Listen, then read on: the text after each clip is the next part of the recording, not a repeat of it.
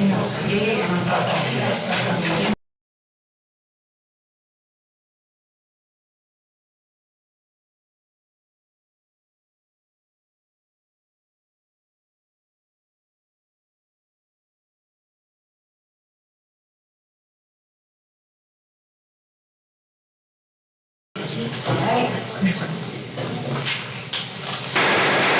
call the meeting to order. Thanks for being here, everybody. This is an exciting time of the year. I know we have quite a few folks that we hope to add to our staff this evening. So thanks for being here and thanks for your patience in our conversations as we get to that point of the agenda. I'm going to ask Cindy Marsh if she would. Alicia Gardner. Present. Alyssa Hart. Present. Chuck Melky. Here. Gary Germain. Here. Jessica Lane. Present. John Sayer. Present. Brian Suhan. Present. Thank you. All right. I ask all of you to join. I pledge allegiance to the flag of the United States of America and to the republic for which it stands, one nation, under God, indivisible, with liberty and justice for all.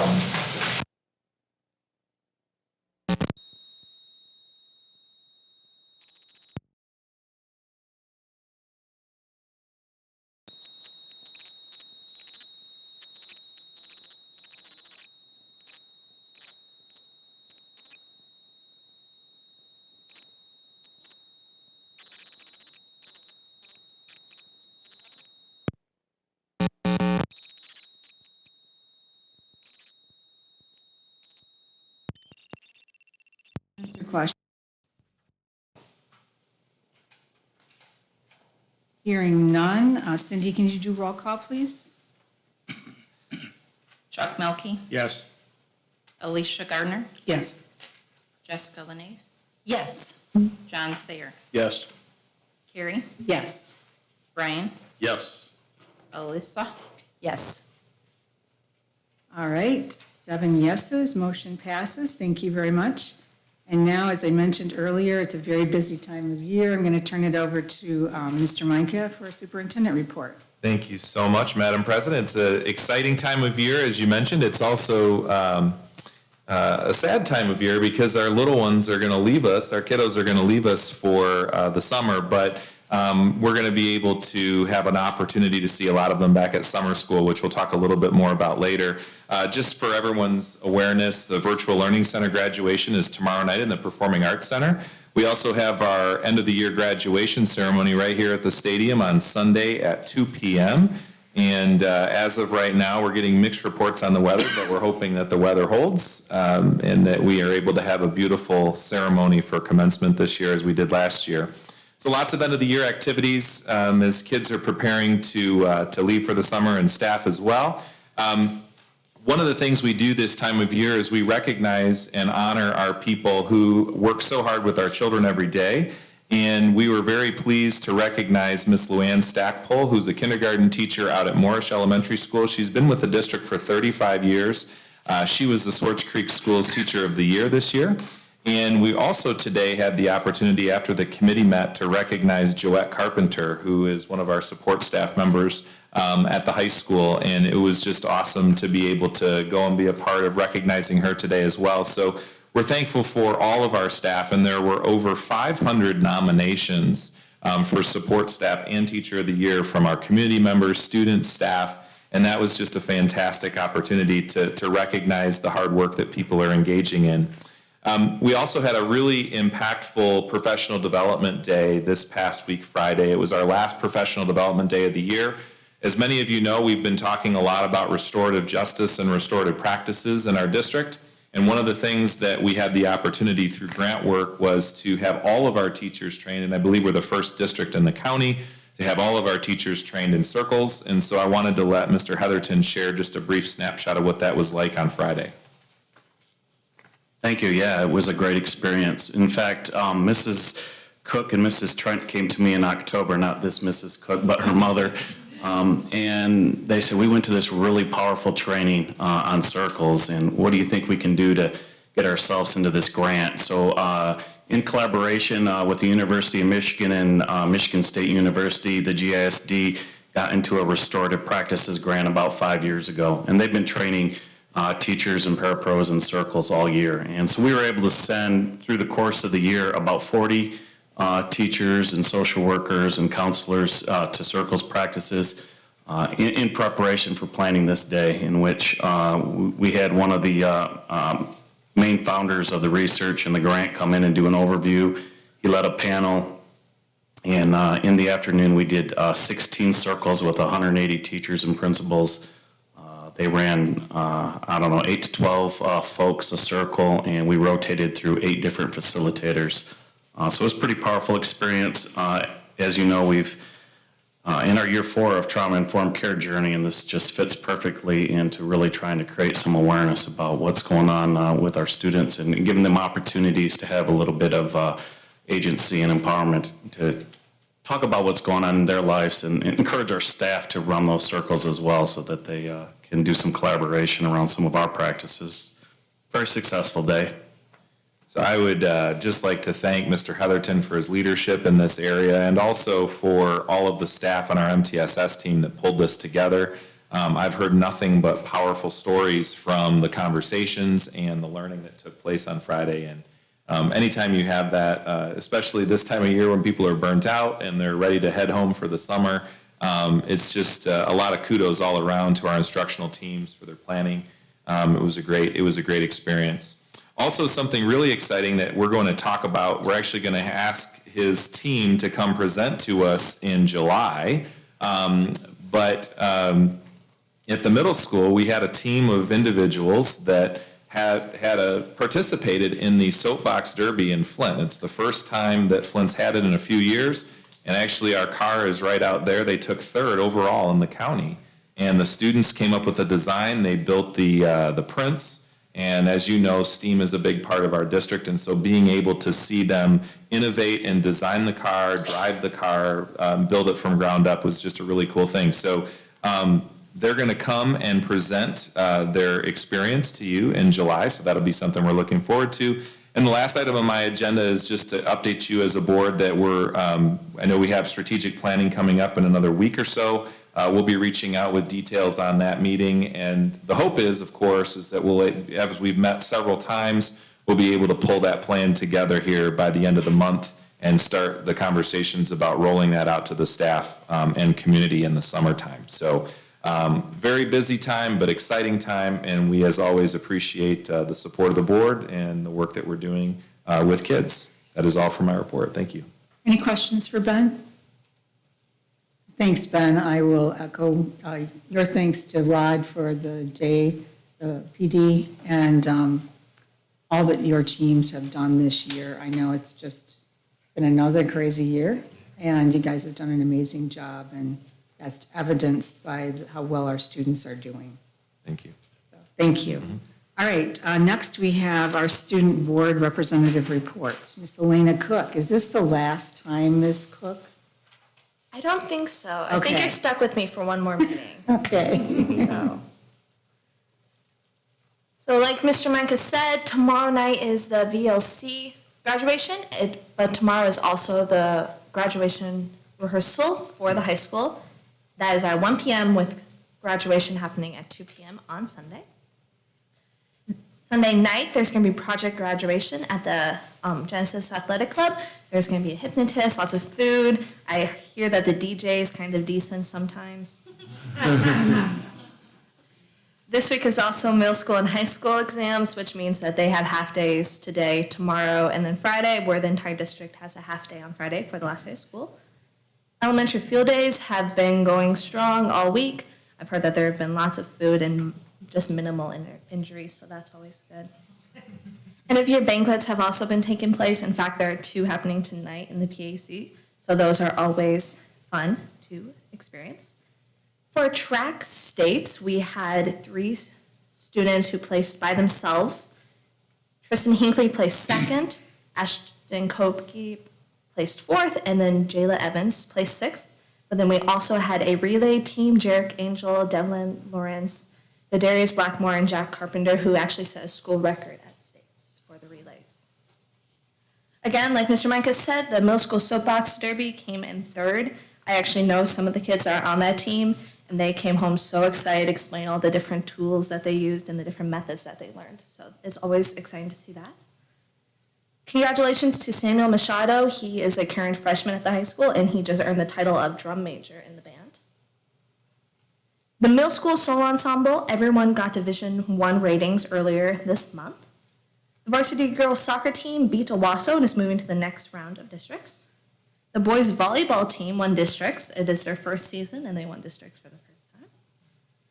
Isabella Sanford and Joseph Rody were recognized as a member of the Flint Metro League All-Academic Team, and they are also our valedictorian and salutatorian.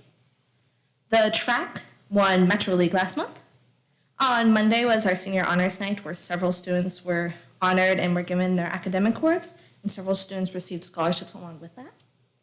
I believe you guys will be talking about this later on, but summer camp is happening from July 11th to August 4th.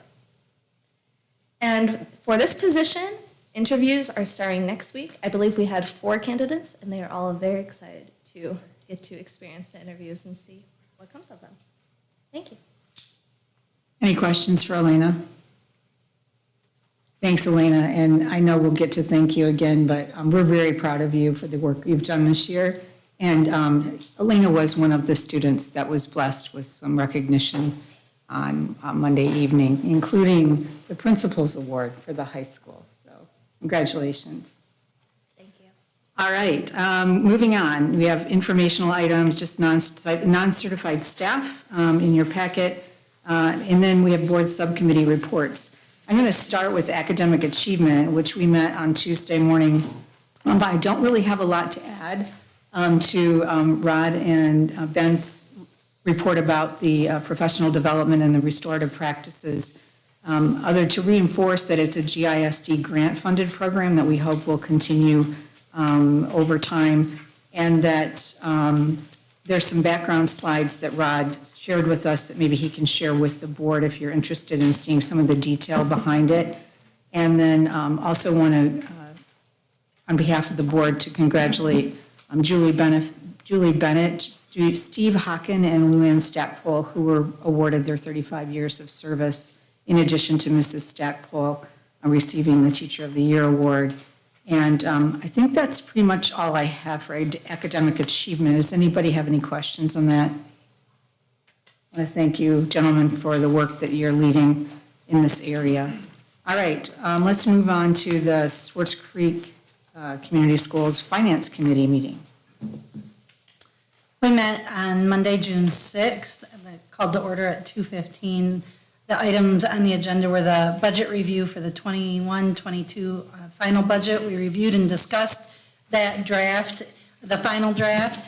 For the general fund, we're anticipating an ending fund balance at 15.39%, slightly lower than anticipated in our revision. The major factors are higher than expected expenses related to our state retirement fund and transfer to our capital project fund. We will end with an estimated operating surplus of about $70,000. We also reviewed and discussed the final draft for the 21-22 food service fund budget. That's anticipated to end with a balance of 25.76%. The food service department and Chris Gray are working on a spend down plan for next year as the fund balance is still high. We're not anticipating any financial penalty for that, and we will end with an estimated operating loss of about $50,000. The student activity fund will end with a zero balance. We then reviewed and discussed the 22-23 budget and the initial budget. For the general fund, it's anticipated our ending fund balance will be 14.31% with an operating surplus of about $13,000. The major factors to that are there are no definite amounts for per pupil foundation allowance yet, even though for our budget purposes, based on the correct forecast and other legislative proposals, we're anticipating that to be $9,150 per pupil. We also have multiple grant allocations that have not been released for the amounts, and that we anticipate an estimated enrollment decrease of 15 students, and we'll have staffing and benefit changes. We also reviewed the initial draft for the food service fund, and we anticipate that ending with a fund balance of 22.46% with an estimated operating loss of $150,000. And we anticipate the student activity fund will also end with a zero balance. We had no public comment, we had no other committee comments, and then we ended our talks at 3:16 and moved into the operations committee meeting. Any questions for Jessica? Oh, okay. Thanks, Chuck. We will be providing free lunches for students in the summer school program. But not in general. Yep. Perfect. And one other thing to add that I know was referenced that we spoke quite a bit about was the three different chambers, right? The executive budget from the governor, we had the House and the Senate budgets released. They're in the midst of their negotiations process. It's an election year, so they're very excited to be able to get this done. We do believe and anticipate that they'll release a budget sometime before the end of the month, which is way too late for us to be able to make target decisions on what our budget, which fiduciarily has to be in place by June 30th. So we are basing our numbers off of kind of a collection of those three proposals and taking a fairly conservative approach with that. But just so that you're aware, these budget targets, just like every other year, we don't really have the final allocations until the end of the month. And in most years, they bleed over into July and into even the fall. So when we do a revision every fall, we of course will have those updated numbers, but it's still early, but we have to have something with which to base a projection.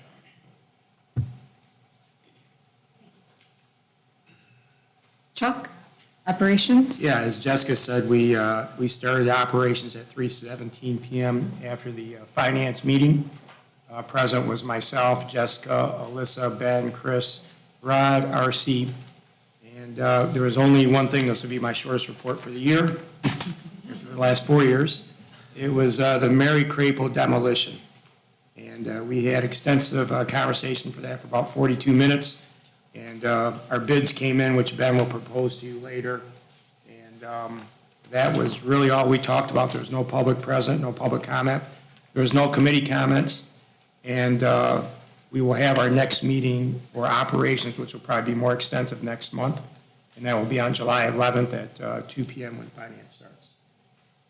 We may reschedule that. Oh, okay. We may reschedule that due to vacations, not mine. And other than that, that's it. And I'll save the comments on Mary Crapo till we get to open discussion. Thanks, Chuck. Any questions for Chuck? All right. Moving on, we have two discussion items on our agenda, beginning with the Virtual Learning Center presentation. Thank you. So for those of you that have been in Swartz Creek for a while, you'll recall the days of the Swartz Creek Academy. Used to be housed in the Mary Crapo building. And the Academy has come a long way, and it's evolved over time as a way to meet student needs that are maybe needing some education in a more non-traditional way. So our Virtual Learning Center has been in existence for a few years, and we're very excited because we're able to have one of our top leaders, I think, in our district, Mrs. Morgan. She's just very sharp, and so she's our new Gaines Elementary principal and Virtual Learning Center director. And so they have a presentation that they'd like to provide to you tonight to give you an update on the Virtual Learning Center. So Mrs. Morgan, whenever you're ready.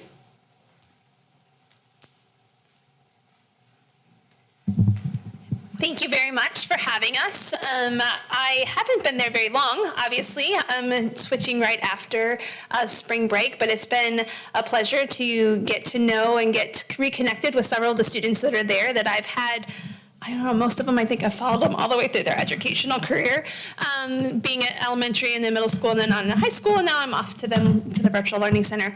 But because I haven't been there very long, one of the things I decided to do was these two ladies on either side of me here have been there working very hard and diligently this year. So I asked them to share a little bit about some of the things that they do and the integral part of their roles there in the Virtual Learning Center, and then I'm going to wrap it up. So I'm going to turn it over to Stanish and to Rachel for a quick second. Next slide. My name is Stanish Powell, and I'm the reading interventionist, of course, at VLC, and I support adult education, alternative education, and GED. And I am Rachel Hocken. I am the English teacher at the Virtual Learning Center. I also support students in our alternative ed, adult ed, and GED programs. Next slide. So we definitely wanted to highlight our students' significant progress that we saw in just 1 year in literacy. And we wanted to categorize those groups for intervention and urgent intervention. Those are the students that is in our pool of selection that we target to work with. But as you see, just from 2021 to 2022, the number of students that tested in intervention decreased from 27 to 15, and overall that's a 44% decrease. And then for urgent intervention, it decreased from 25 to 23, which is about an 8% decrease. And we're very confident that next year we'll continue to see those numbers decline as Rachel and I work with students incorporating our literacy and English intervention strategies.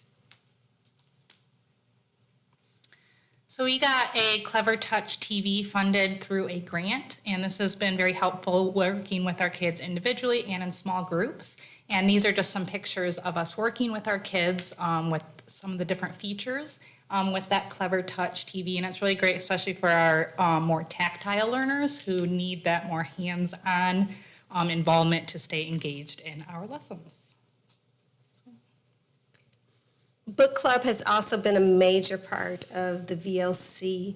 One of our main goals is to cultivate passion for reading by incorporating literacy and English, along with some fun activities. So this picture is just showing or capturing our students in that moment as they use some of their critical thinking skills and as well as doing some fun activities. And one of the highlights is that we almost had 100% participation this year for the students that were coming into the building. So one of the graduation requirements is students have to do a senior exit project, and some of you I know were in the building the other day and watched some of those.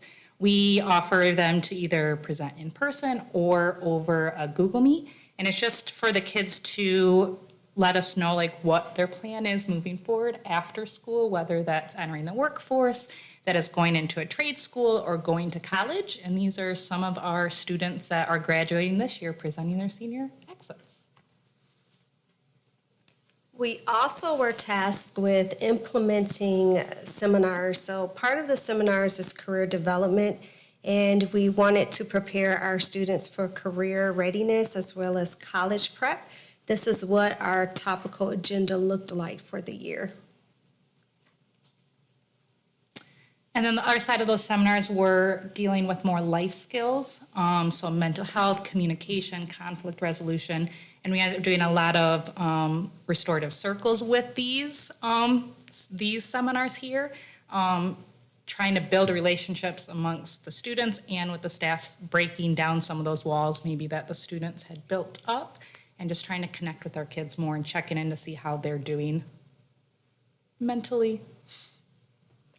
So last year, we were thrilled to receive a Pro Literacy Grant Award, which awarded us with digital technology, a lot of online programs, and one of our students, I just had to capture her testimony because she's been struggling since she's been a part of the adult ed program with anxiety, ADHD.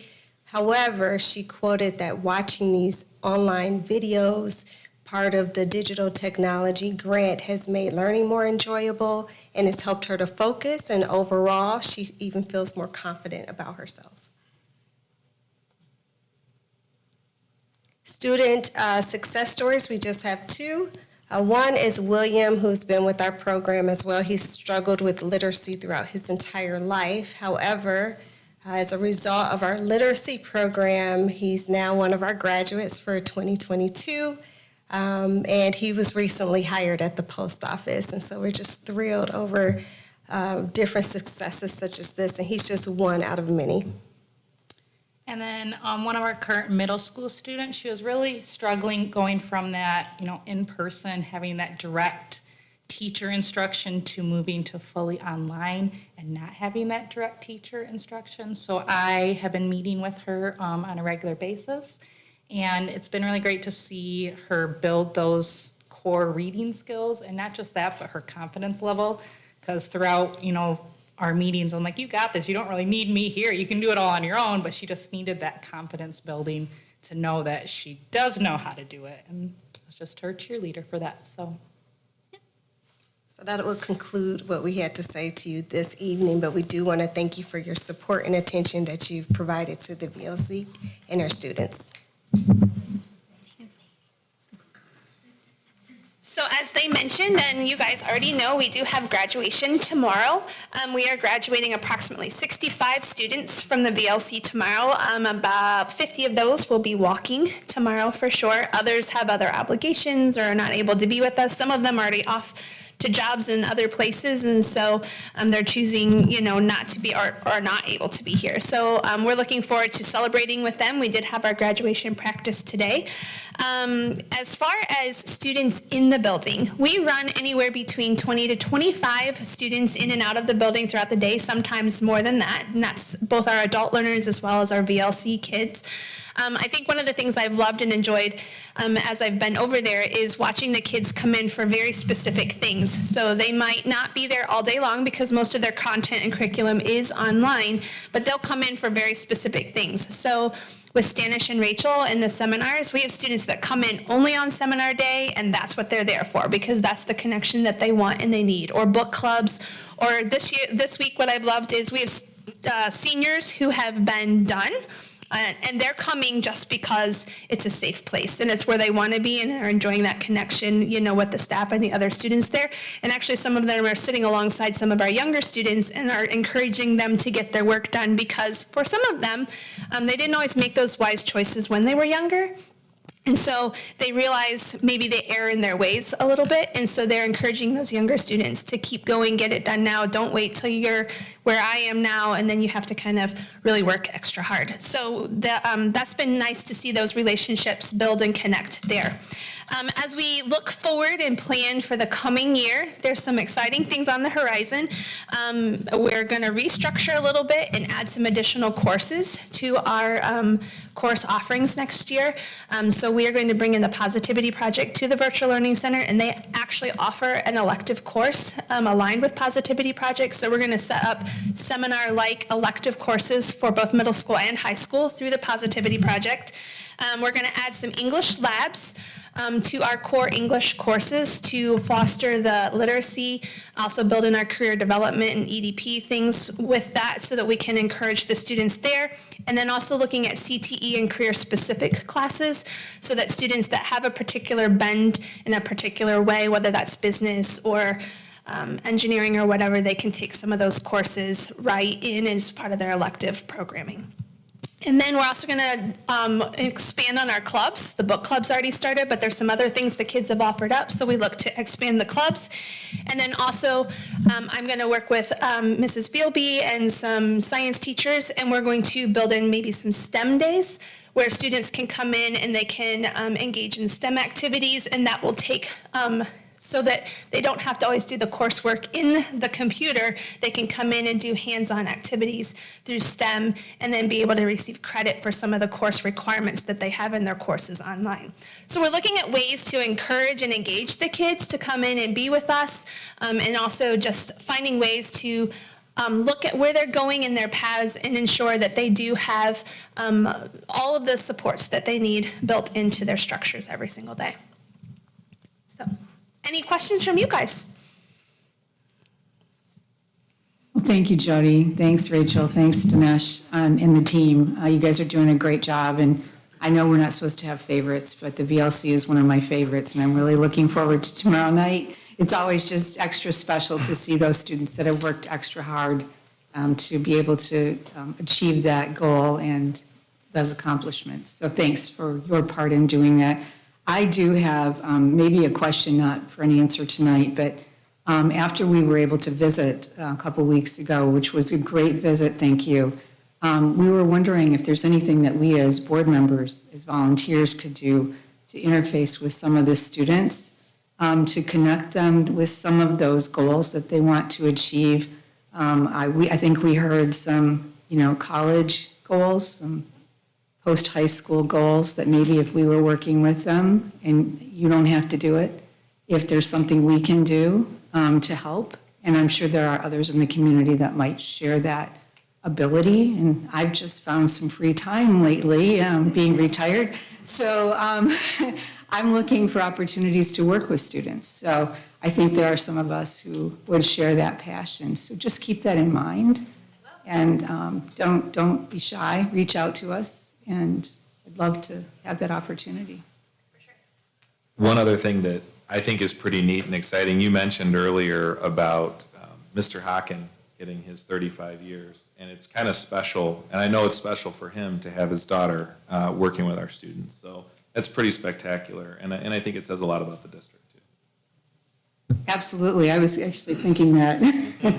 I know we have some other connections here tonight that we're going to meet, and we have Alina, who sits on as our board representative, whose mom is a teacher in the district. It's just really thrilling to see people coming back. And we have another person who's coming back, a graduate at Swartz Creek, so that we'll be able to hopefully hire tonight if everything goes well. So thanks again very much for all you're doing, and do keep us in mind, and we'll see all of you tomorrow evening. Thank you.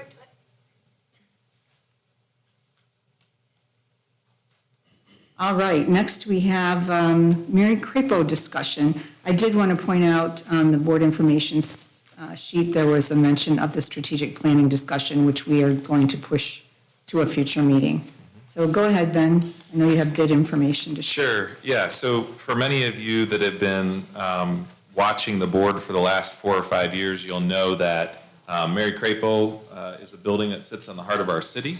It's a building that unfortunately about 5 years ago, we had a situation where we had to make a decision on how we were going to utilize the building because we were forced out due to some of the updated codes and fire codes and ADA requirements. We were no longer able to occupy the building as a school building. And so one of the things that we decided to embark on was a partnership with a local nonprofit that rehabilitates old school buildings and turns them into useful community projects. That was a really promising experience, to no fault of anyone's, just based on funding levels and COVID happening. We were unsuccessful in being able to obtain projects status for that to be able to be funded federally to be a rehabilitation project. So over the past 6 months, we've been talking in operations committee. We talked about it again this week about what would we do with Mary Crapo, and we've reached out to, and we've had many discussions for the past 5 years. So this is a topic that's been discussed at length. And one of the conversations was we should at least see what kind of cost it would be to demolish the building, take it down to green space in the heart of the city. And then we have an opportunity moving forward in the future as a school to talk about, what types of services could we provide at that location, whether that's community parks or fields or other types of structures. We would have the opportunity to kind of decide that at a future date. And so we did do bids we ran an RFP to see what types of pricing we could get. I'm going to pass those around right now. And essentially, there are three areas that the bids came in. There's a abatement portion because the building is so old. There's a lot of fittings and tiles and even the roof that needs to be abated. Essentially, there's asbestos there, and that has to be done by a licensed professional. There's another bid division for the demolition itself, which is the physical destruction of the walls and taking those things out. And then there's an excavation or earth moving portion of that. We were not really sure what we thought, and this is exactly why the state requires us to bid these projects out, because we were anticipating a significant number. Quite frankly, the number came in at a fraction of what we anticipated them being. And so right now, the way it stands, Bole Environmental has put a bid in for the abatement as well as the demolition and the excavation. And they gave a deduction based on accepting their bids for all three of those. And that puts the total all-in price for all three of those divisions at $393,000, which is significantly lower than what we anticipated. With that, we also are going to need to understand that there's likely going to be a contingency, and this is some things that we talked about at our operations committee earlier this week. There's going to need to be some contingency. There's also going to probably need to be some oversight in terms of management of the project, and this does not include air quality monitoring. So anytime you're doing asbestos abatement, you have to have a third party or a separate contractor that oversees the abatement itself and making sure that you have air quality monitoring. It's a requirement.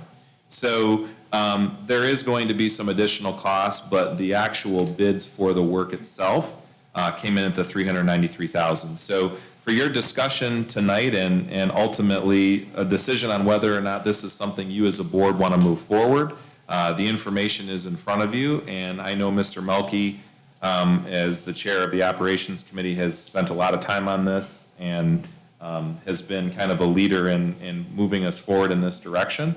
So I'd love to turn it over to all of you to be able to discuss, and I'll be here to support and answer questions if you have them.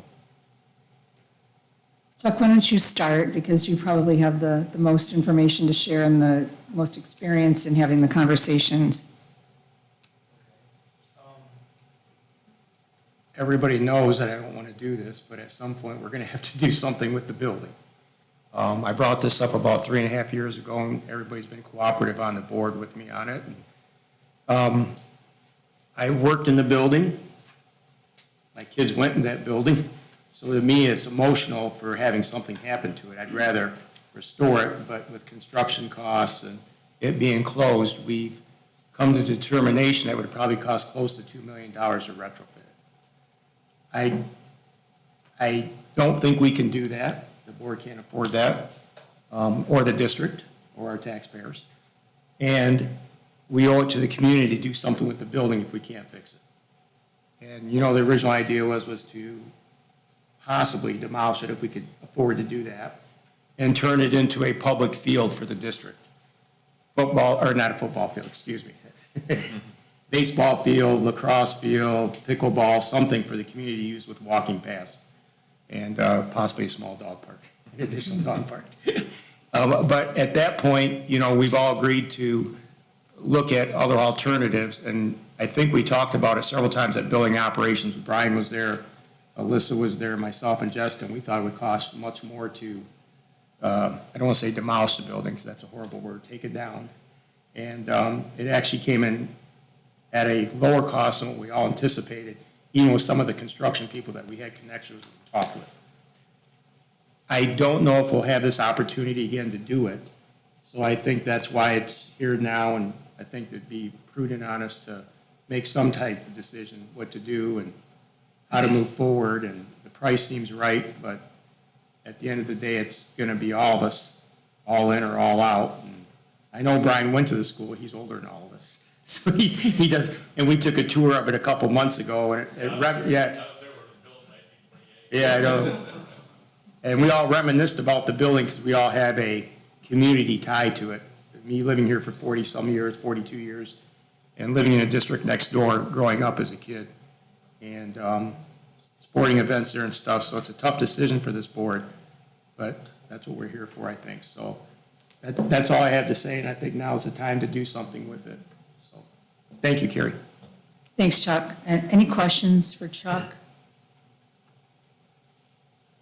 I had some thoughts. I guess I'm not ready. I'm not ready. I agree we need to do something, but I would like to push more. Yes, I did go to school there, 3 or 4 years, but I'm not emotionally attached to it. But I do love older architecture. I love older art. I like what they did with the Michigan School for the Deaf and some of the other older buildings in Flint, Oak Street, and the Coolidge School. I mean, these buildings were vacant, some of them were 15, 20 years, and it's amazing what they did. And they restructured them all. I mean, repurposed all of them. But because I would like to see other alternatives looked at, we never really, to me, we were short on that. Exploring the different options and alternatives. We had one company come in, and that it didn't work out. But I would still like to see, we can't do it ourselves, we can't afford it, and we don't have a need or a use for it. But I would still like to see it as a centerpiece of Swartz Creek. And so Swartz Creek would really have to be a partner in anything we did do.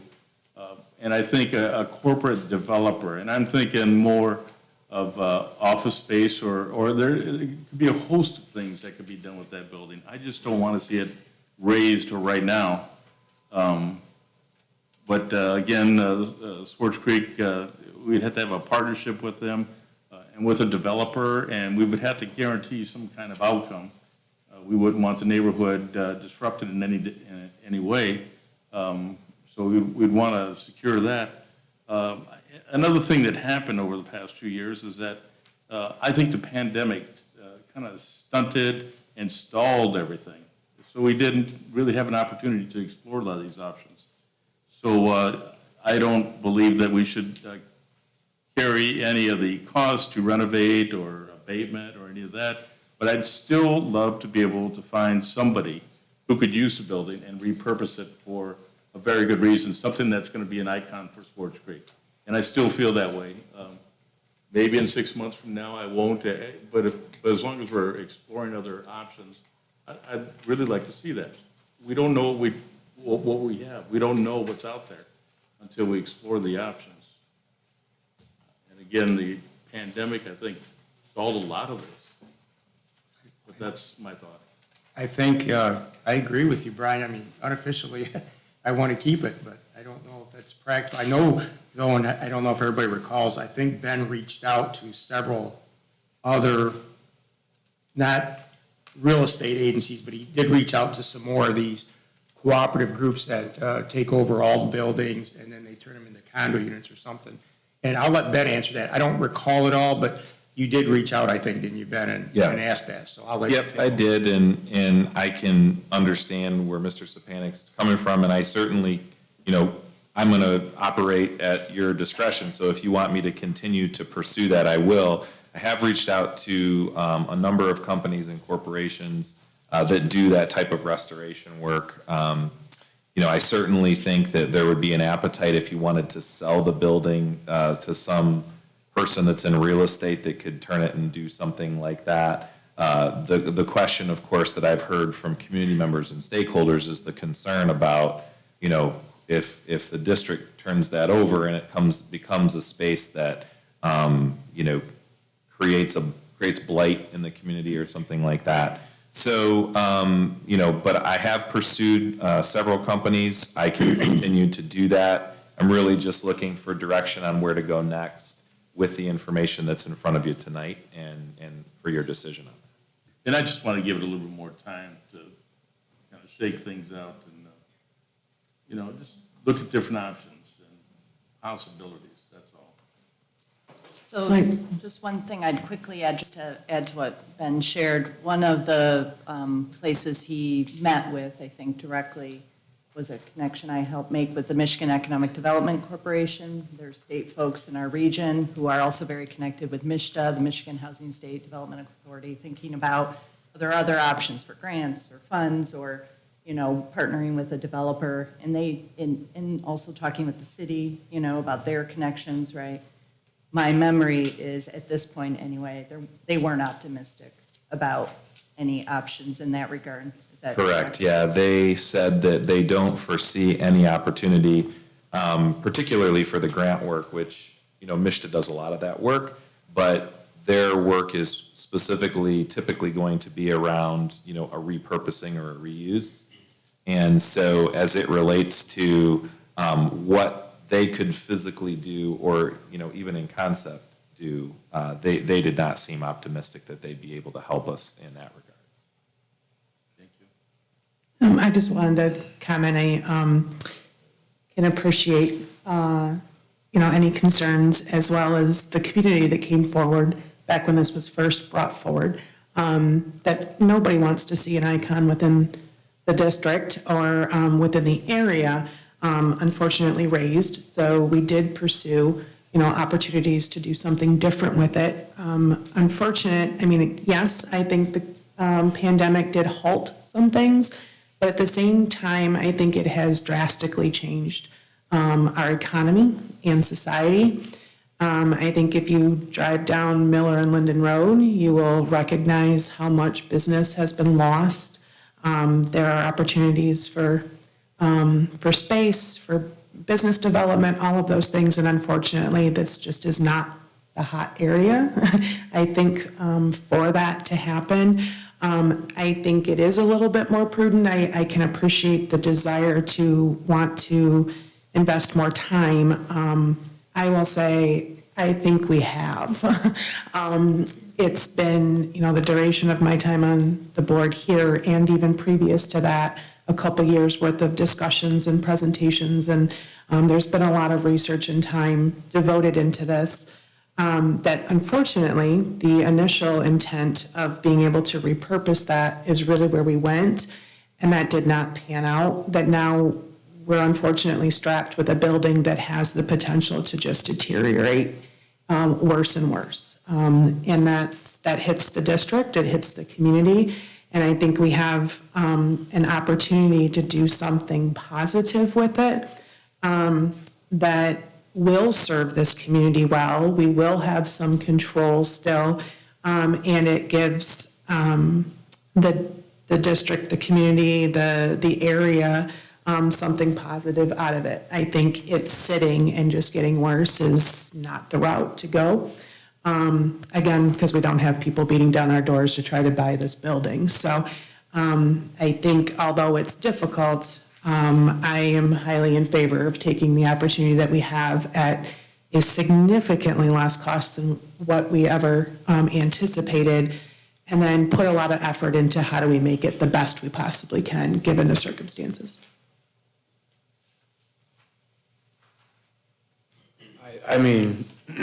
I would have to agree with Alicia on that. The way I see it, that building, yes, it's a staple of Swartz Creek. It's been there for so long. But in my time just being alive, I've watched it go from schoolhouse to essentially just a dying building. I think Alicia's right. I think we should utilize the space we have and not doing so, and instead holding on to the building and just letting it continue to deteriorate until eventually we will have to demolish it or sell it to somebody. But as noted, we don't have anybody wanting to buy it.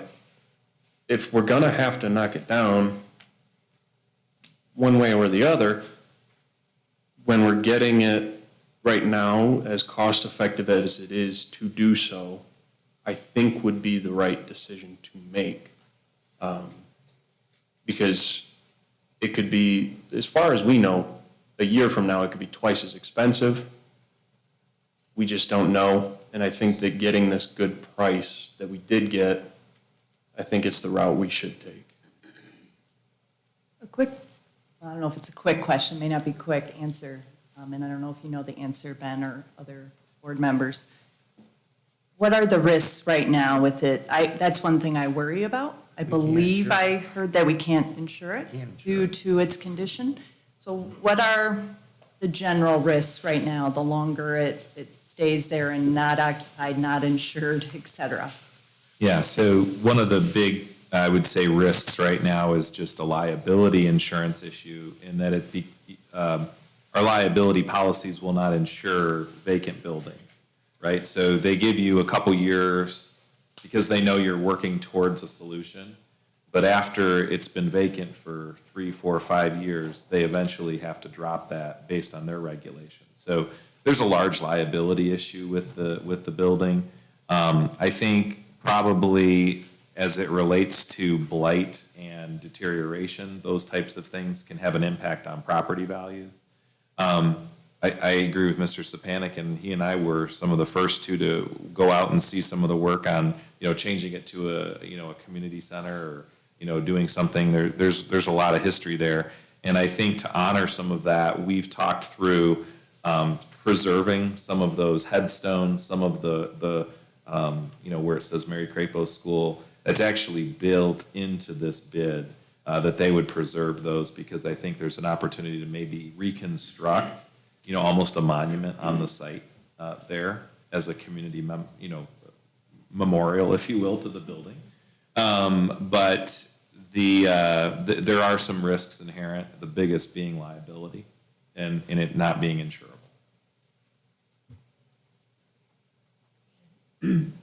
I'm glad that you mentioned that, because I was thinking that there's a physical liability to it and there's a financial liability to it for us. And, again, right now it's very cost effective, and it makes sense for us to do it now, because quite honestly, we don't even know where we're gonna stand budgetarily. We can afford to do it now. I think, go back, we were talking about this before, it's a prudent decision to make for the health and well-being of our district and our community, as it's a liability. And I appreciate, and we had talked about this, and I think you had that drawing, Chuck, to impart a preservation of it,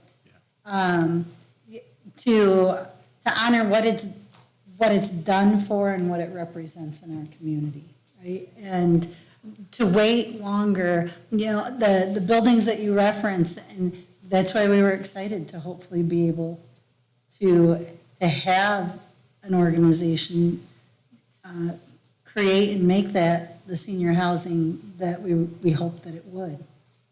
But, and as Alyssa referenced, MIST is not willing to give those grant dollars for this community for whatever reasons.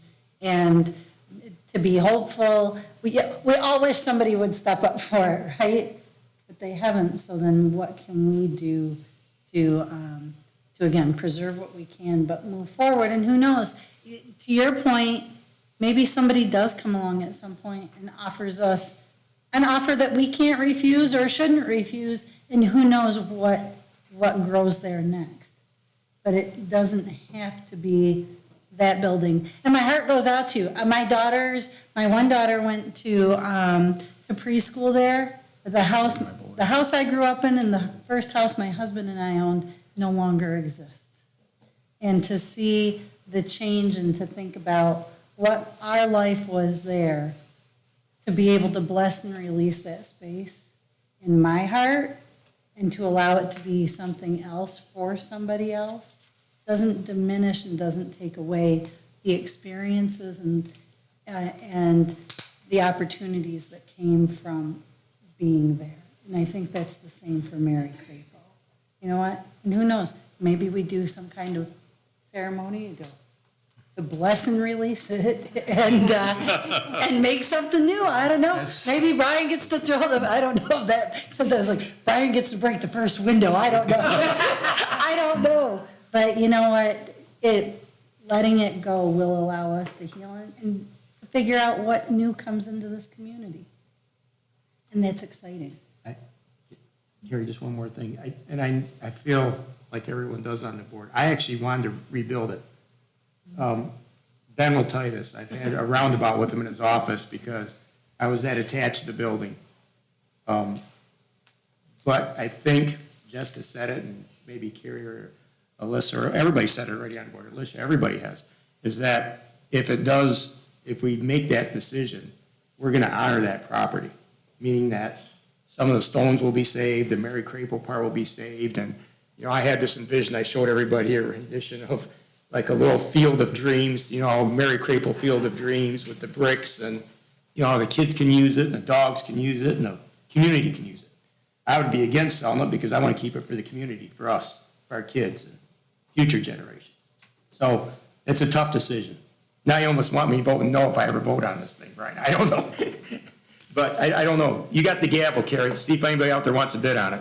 Yeah. Started at $500,000. Are we looking for a benefactor? I mean, somebody's got some money out there in their checkbook that can help us or what, I don't know. Well, Thank you, Carrie. So there would be limited time to come forward, and we would look forward to that. I do appreciate the comments of my fellow board members, and I think we all have an attachment to that building in some way. Mine being my children being there when they were very young, and playing baseball in the baseball field and things like that. And people that are much older than Brian can talk about their experiences there and the attachments that we have.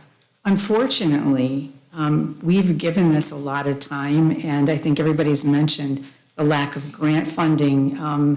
No one came running to us when we let go our potential partner and said, oh, please choose us. And I am pleased that we got these bids, and I am very concerned with inflation and the cost of labor and the cost of everything going up. That if we were to wait any longer, this could skyrocket. And so as difficult as it is, and I think we do, to your point, Jessica, we let it go. And that would be my desire to let it go, even though I do love that building every time I drive by it. And it housed the academy for a long time. And, you know, that was a very special program before it became the VLC and moved. And so there's a lot of reasons and a lot of people that can talk about it. But I do believe that we have to, as fiduciaries of this district, we need to look at this now. And we do have the money now. We don't know what's happening in the future. We know that inflation is going to continue to increase the cost of everything for everyone.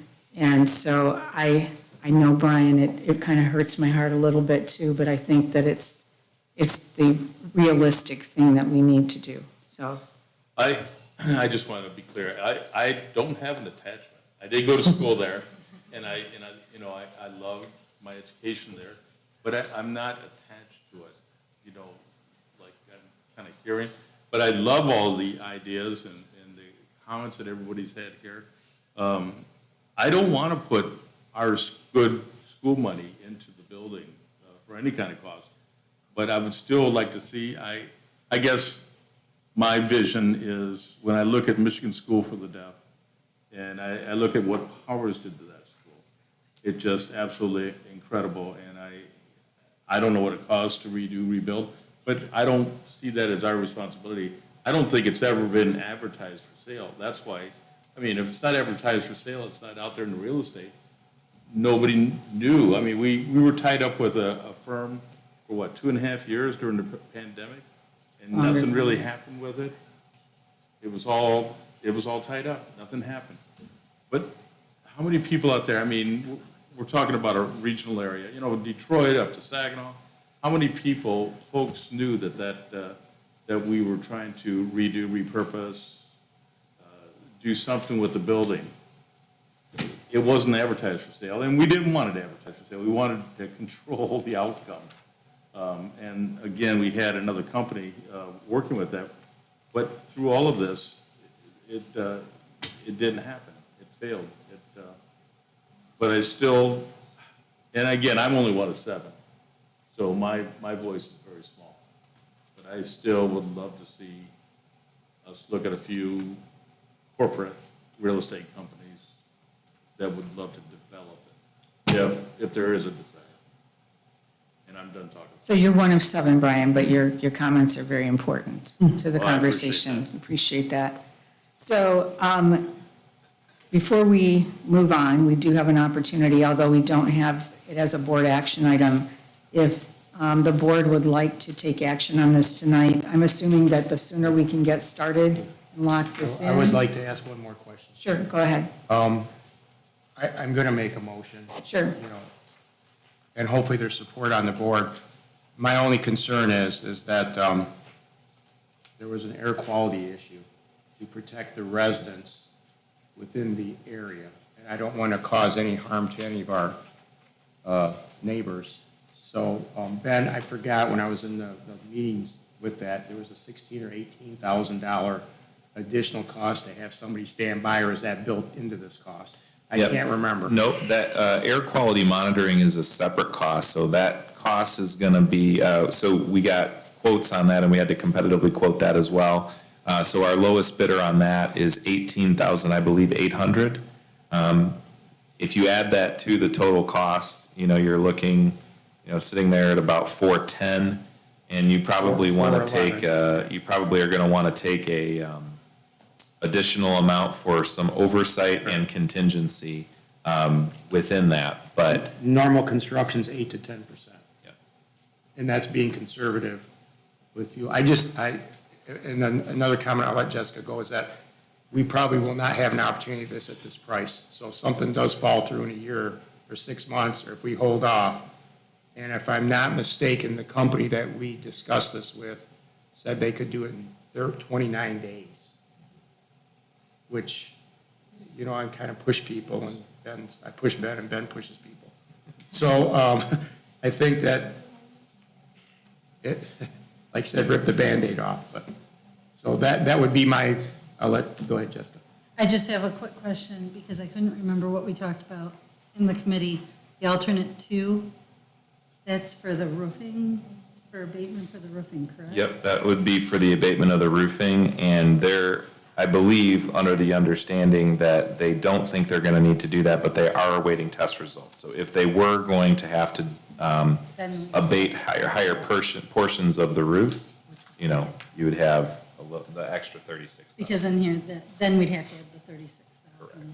Okay, so that. We know it's an asbestos in the walls, and then a lot of the piping and all that, they just couldn't toughen the roofing, that's right. So you would be at about 40,000, 54, and 393 would take us to 497, 498, and then 10% overage would take us to 495. And we were planning on 700,000 to 900,000 was our preliminary cost, is when we originally talked to him and I approached him. So I'll leave it at that now. So what's your motion? Yeah, I'll make it, okay. Thanks. Yeah, okay. Chuck, can you move your microphone a little bit closer? Yeah. Only because I've watched via video before and they really Oh, couldn't you do? hear You us. can see me in person. You don't have to. The time I wasn't here, and I know it's hard to hear if Yeah, folks are watching yeah. on YouTube, so. Okay, I'll make a motion that we allocate $497,000 to raise Mary Crapel, take it to Virgin Land, and my only other caveat on that is that we do something with it within 12 months, and we just don't leave it bare so the community can see progress for it, whatever we may decide in the future. Is that a fair motion? That's my motion, but I want to make sure everybody's at least in the same chapter.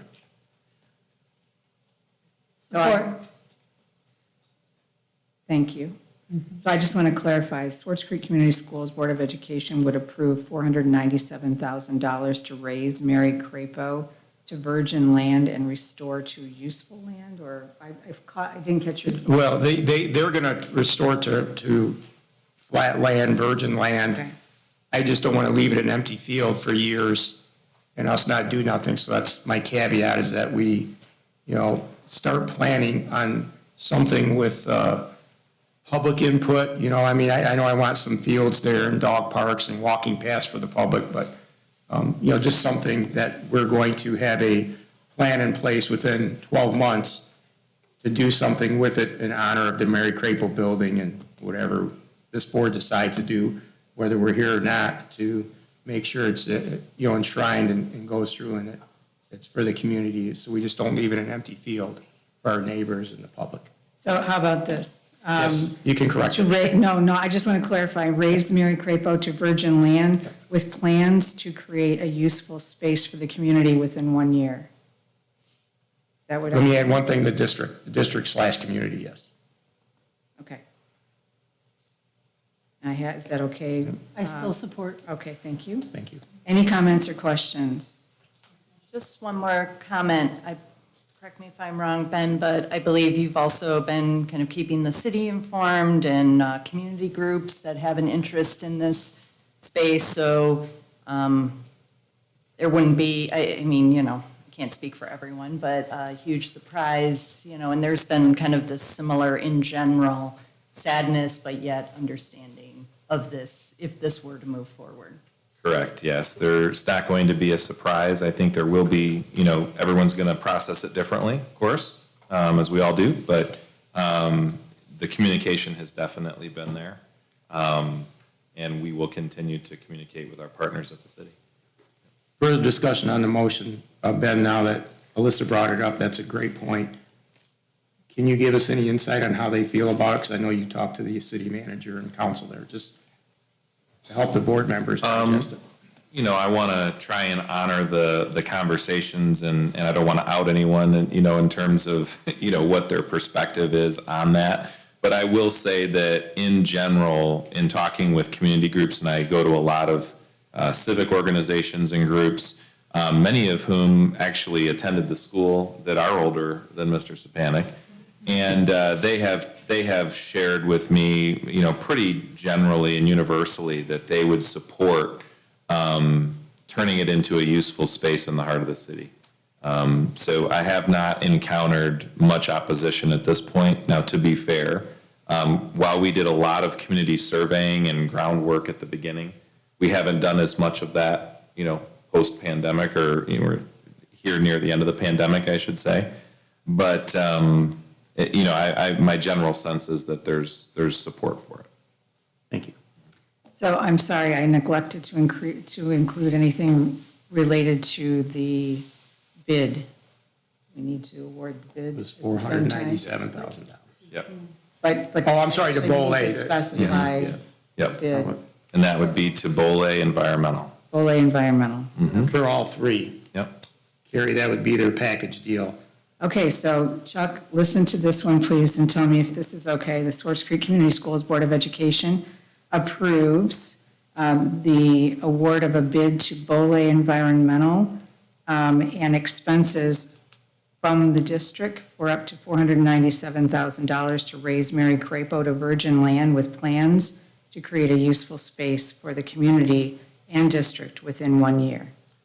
Can I help you? I'm sorry, I know you're Please, building if this you out. have a better one. You know, it's actually wonderful, but the very first part would be to award the contract to Bolay Environmental for $393,000 So with a not-to-exceed number of Yes. $497,000. Okay.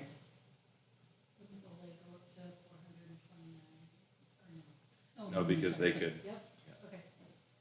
All right. I'm going to read this again, and if either of you are in disagreement. The Swartz Creek Community Schools Board of Education approves the bid to Bolay Environmental with not to exceed, for $393,000, not to exceed $497,000 to raise Mary Crapo to virgin land with plans to create a useful space for the community and district within 1 year. Still okay? Good? Yes. Jessica? Yes. You good? All right, any other comments or questions? Okay, hearing none. Cindy, thanks for your patience. Could you please do roll call vote, please? Alicia, Yes. Jessica, Yes. Carrie, Yes. Chuck, Yes. Alyssa, Yes. John, Yes. Brian. No. All right, thanks, everybody. I know this has been a long road, and we're not done yet, so thank you. And thanks, Chuck, for spearheading this. I know you do have a passion for the building as well and the site, so let's look forward to the site. All right. Thank you. Moving on, we have several board action items today, very exciting items. Ben, I'm going to turn it over to you. Great, I'm going to ask Mr. Kitchen to come forward in case you have questions, but we have an exciting opportunity for our students to go next year to Puerto Rico in March of 2023. And so any obviously overseas or overnight field trips get approved by the board. So if you had questions, Mr. Kitchen's here to answer them. If there are no questions, it's there for your approval tonight.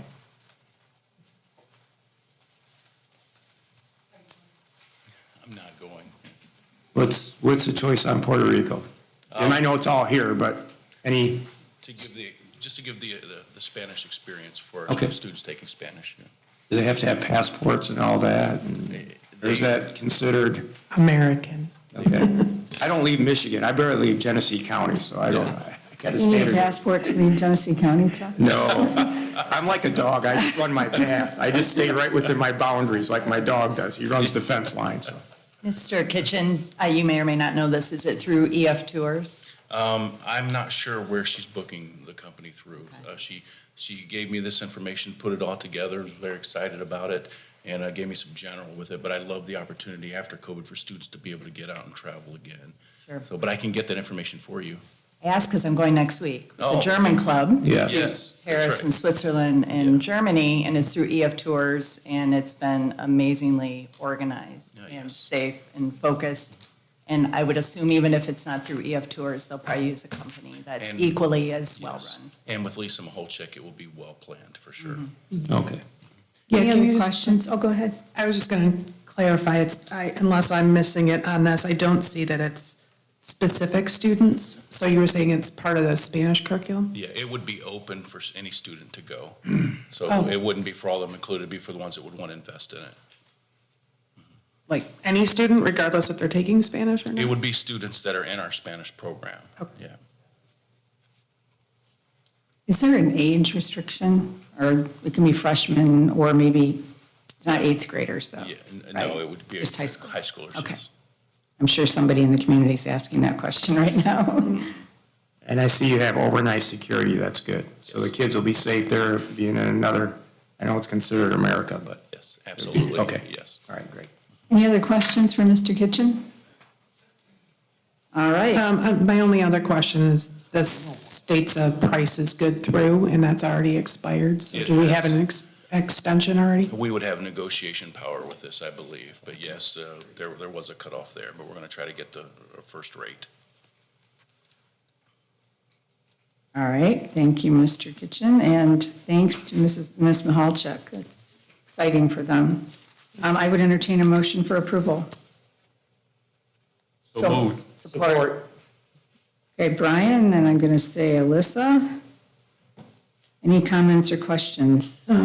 Carrie, my only caveat would be to whether we need to include an extension on that price. I don't know if we're actually approving the price at all or Yes. not, but because it will need to be renegotiated. Okay.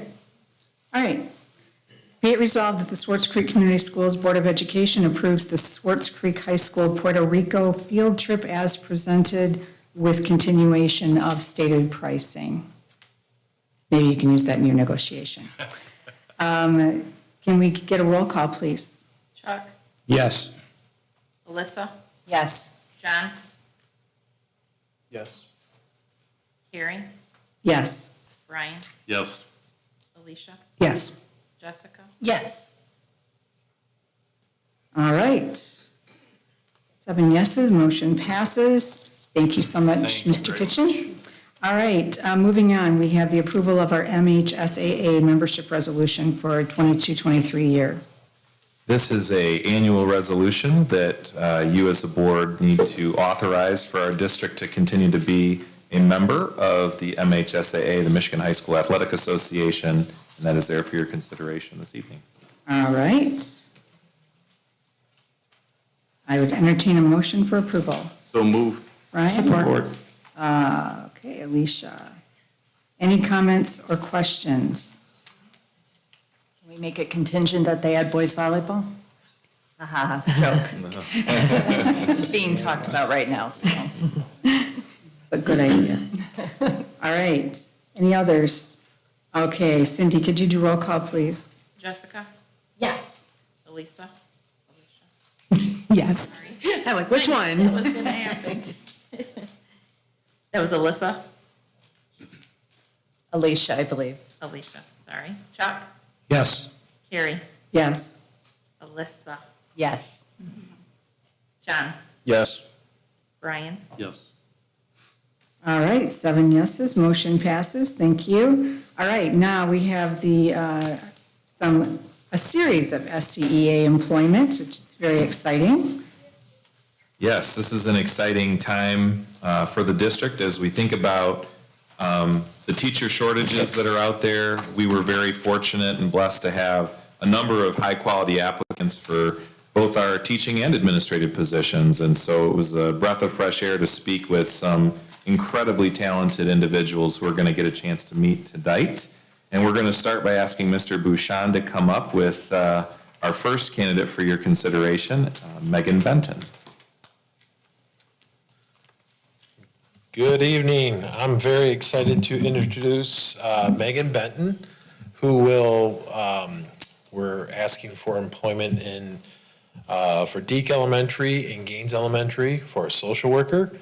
Megan's coming to us from International Academy of Flint, where she was 3 years, and then GISD, where she's been for the past 6 years.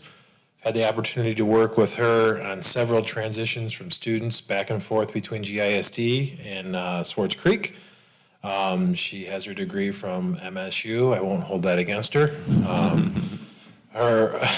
Talking with her references, they said that she is a restorative practice guru, provides a lot of circles, and which fits right into what our district mission and what we're trying to accomplish. So I'd like to present Megan Benton. I just want to say thank you for this opportunity, and I would be really excited to join your community. Welcome, Megan. Thank you. Now, is this, Carrie, I know we talked about when we were gonna, the Gaines issue. So this will meet some of the requirements that we've talked about prior, where she's gonna spend, help me out, how many days, where, when, or is it gonna be as needed? We're going to look at a 4-1 split, so Okay. four days at Deke, 1 day at Gaines. Good, I just wanted to know that because of all the discussion we've had in the past. Thank you. Thanks, Chuck. Any other questions? Yes, I do on the application. There's 2 boxes that I think need to be checked off, candidate reference checked and criminal background check. Oh, Yes, yeah. those are done. Yeah, They're done? yeah. Good. Yes, I can tell you I did that today. All right. Across the board. That's the cop and Brian there, he's checking all the little boxes. Checking the boxes, Chuck. Although, All right, with that, I would entertain a motion for approval. so moved. Support. Or Chuck and Jessica, any comments or questions? Be it resolved that the Swartz Creek Community Schools Board of Education approves the SCEA employment of Megan Benton, social school worker at Deke and Gaines Elementary School as presented. Cindy, can you do roll call, please? Brian, yes. Chuck, Yes. Carrie, Yes. John, Yes. Jessica, Yes. Alicia, Yes. Alyssa. Yes. That is 7 yeses. Motion passes. Welcome.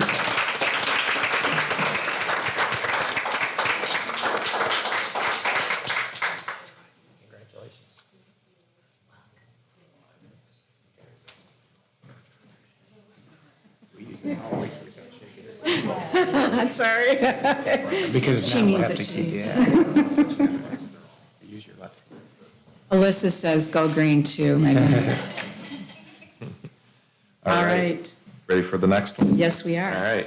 We're going to ask Ms. Preer to come up, or, well, no, let's have Ms. Wildy come up. Yeah, that'll Yeah, be she's good. working at So Cyrene, she's right? ready, so we'll have Ms. Wildy come up and introduce our next candidate, Ms. Caroline Marchand. Good evening.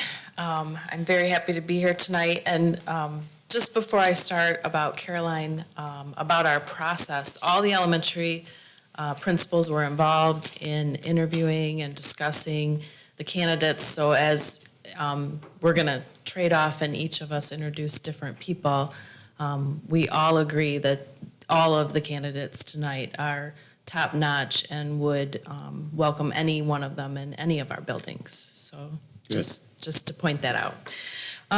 So I'm here to recommend the employment of Caroline Marchand to be a first grade teacher at Cyrene. And she has her bachelor's from Grand Valley in elementary education. She comes to us with 4 years of experience in kindergarten and first grade, teaching in the lower grades. She's been working in Lapeer schools. She is very fond of the Swartz Creek community, has spent a lot of time here, and really wants to join us and all the great work we're doing.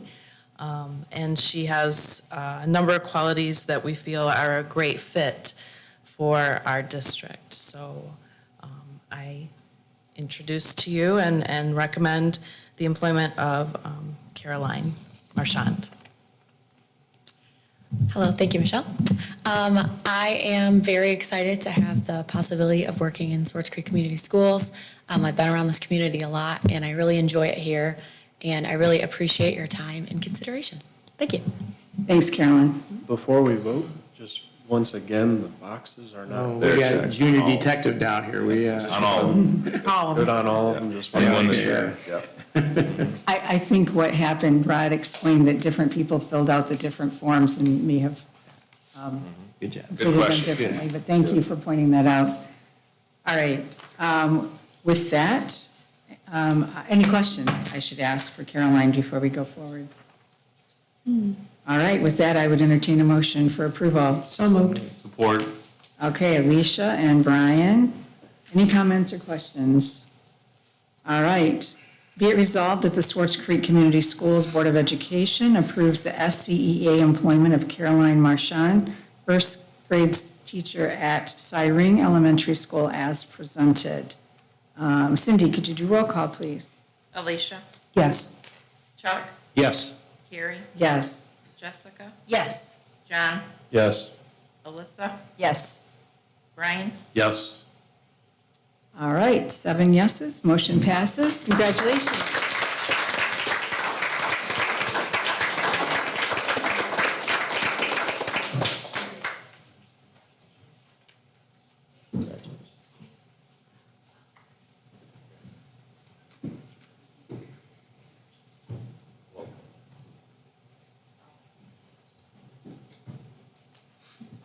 All right, next I'm going to ask Mr. Kitchen to come forward for new math teacher at Swartz Creek High School. Oh, Jim's still here. Mitch Sansiraban.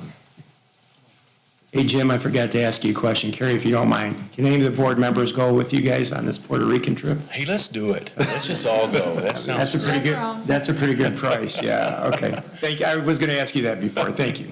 Hey, so I bring you some enthusiasm tonight and high energy, I'm going to say, as you'll see here within a minute of talking to Mitch. I asked Carrie to come also, just like with her students.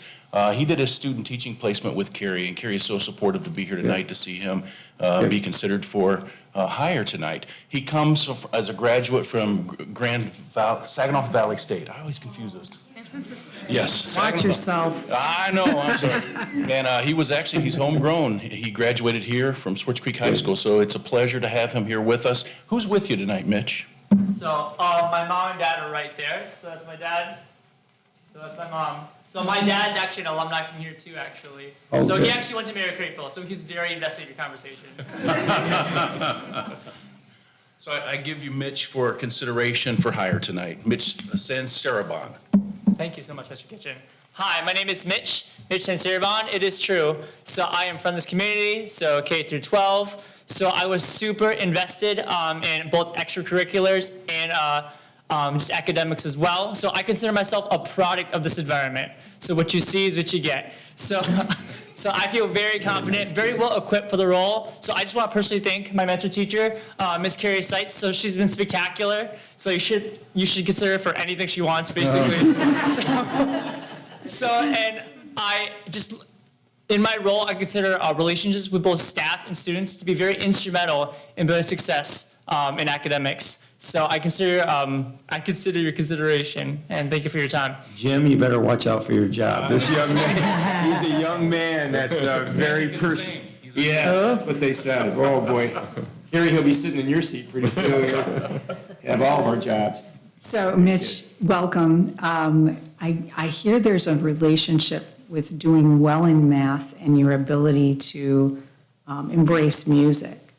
And so you should do very well with our students. And watch out, Jim, because he's going to give you a go on it. Because I know you won the Swartz Creek Idol several times. Is that I've got correct? a couple of rings around my belt. Yeah, there you go. So humble. There's your new sidekick, yours and Ben's, man, all the whole way. We'll be seeing those videos. All right. With that, So I moved. would entertain. Okay, so I have a Chuck and a Jessica? Yeah. Sure. Okay. Yeah. All right. Good kid. Okay. Any comments or questions? I have one question and a comment. I got a Question, are you certified in anything else? So I have my bachelor's in music performance. So I have my master's in urban education, and with my teaching cert, of course. So K through 12 music and secondary math. Wow, interesting. And go-karts. All right, any comments or I've questions? watched Mitch grow for many, many years at the Swartz Creek Idol, hometown days. And he's always been incredible. A little bit of a comic, and he's got incredible vocals. So we've got two vocalists right here, and I think it'd be nice to have a trio sometime. All right, any other comments? Be it resolved that the Swartz Creek Community Schools Board of Education approves the SCEA employment of Mitch Sansarabon, high school math teacher at Swartz Creek High School as presented. Cindy, could you do roll call, please? John, Yes. Brian, Yes. Jessica, Yes. Alicia, Yes. Chuck, Yes. Gary, Yes. Alyssa. Yes. 7 yeses. Motion passes. Welcome.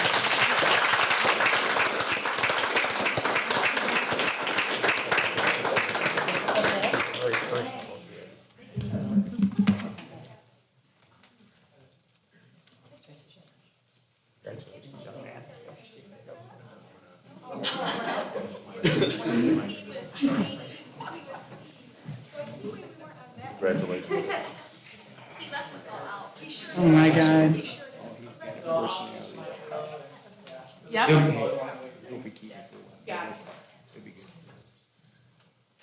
All right.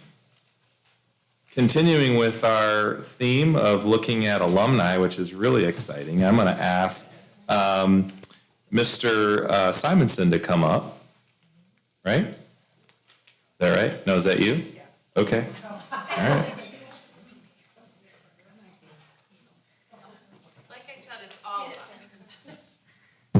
Okay, you're mixing it up there. Okay. So I am very excited and pleased to present to you Mrs. Kaylee Trieger. She is a Swartz Creek graduate, and she is also a U of M alumni and a Mason Blue Award winner. She is an overall enthusiastic, eager young educator, and we are so lucky to have her. I've had the privilege to watch Kaylee since December grow and flourish on the job at Deke Elementary as a long-term substitute, and then she also did a 4th grade maternity leave. So I present to you for hire recommendation for 4th grade at Elms Road with Mr. Simonson. Hi, thank you for this opportunity. I grew up here, I graduated here, so it's a good opportunity, and I'm excited for this opportunity to come full circle in the community. Welcome, Kaylee. Thank you. All right, with that, I would entertain a motion for approval. Support. Brian and Chuck, any comments or questions? Be it resolved that the Swartz Creek Community Schools Board of Education approves the SCEA employment of Kaylee Trieger, 4th grade teacher at Elms Road Elementary as presented. Cindy, could you do roll call, please? Alicia, Yes. Carrie, Yes. Chuck, Yes. Jessica, Yes. Alyssa, Yes. John, Yes. Brian. Yes. 7 yeses, motion passes. Thank you.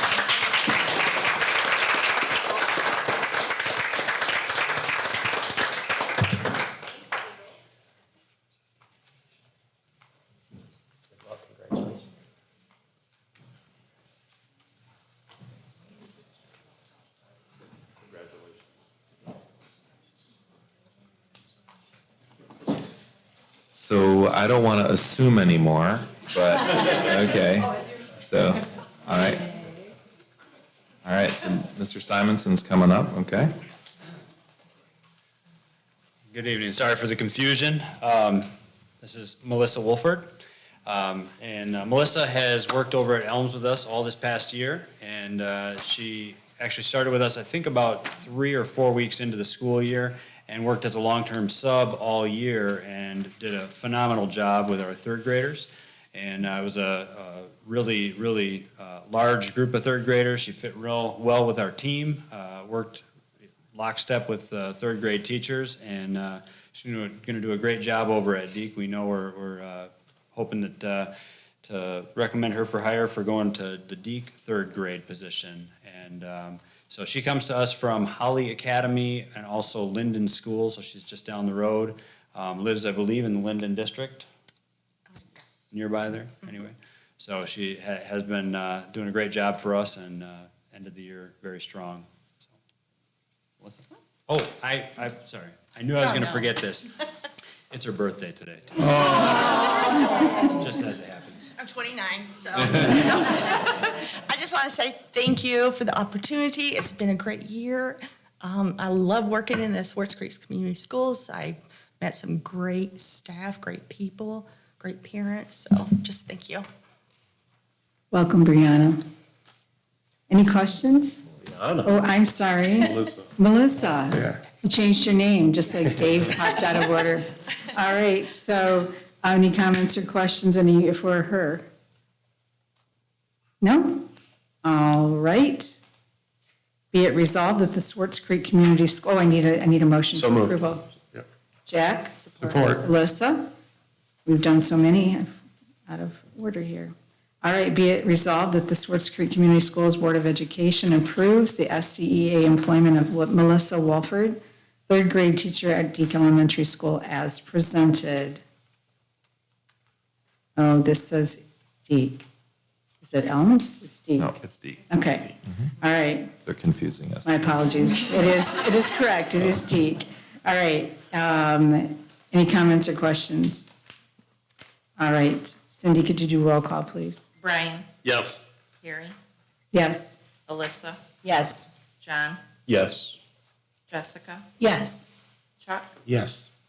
Alicia. Yes. 7 yeses, motion passes.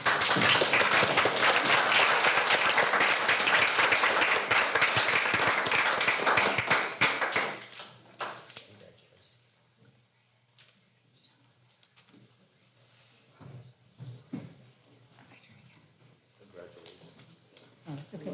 It's okay. No, that's okay. So will we have the actual principal of the building where this next candidate is coming? I think so. Am I Okay. going to Morris still in the fall? Okay, 'Cause we'll be that's good. great. All right, Ms. Preer. All right. So I am excited to present to you Miss Brianna Walla. She is a graduate from Saginaw Valley State University. Go Cardinals. And so she is a growth mindset, eager educator, ready to mold the minds of our littlest dragons at Moorish Elementary in the fall. She was working as a long-term sub in Grand Blanc at Myers Elementary this past spring after she graduated, and she is looking for an opportunity to be close to home. So we are so excited to have her, and I recommend for hire Miss Brianna Walla for kindergarten at Moorish Elementary. Thank you. Thank you guys for the opportunity to be here. As a first-year teacher, I'm really excited about the potential opportunity to be a part of Swartz Creek. I'm really eager to become part of a community that I know puts establishing relationships with students and families at the forefront. So thank you. Welcome, Brianna. Thank you. Any questions for Brianna? All right. Just another yeah. go card. Go card. Was that a question? Comment. All right, with that, I would entertain a motion for approval. So moved. Support. Jack and Brian, any comments or questions? Be it resolved that the Swartz Creek Community Schools Board of Education approves the SCEA employment of Brianna Walla, kindergarten teacher at Moorish Elementary School as presented. And Cindy, you know the drill, please. Jessica, Yes. Carrie, Yes. Chuck, Yes. Alyssa, Yes. John, Yes. Brian, Yes. Alicia. Yes. 7 yeses, motion passes.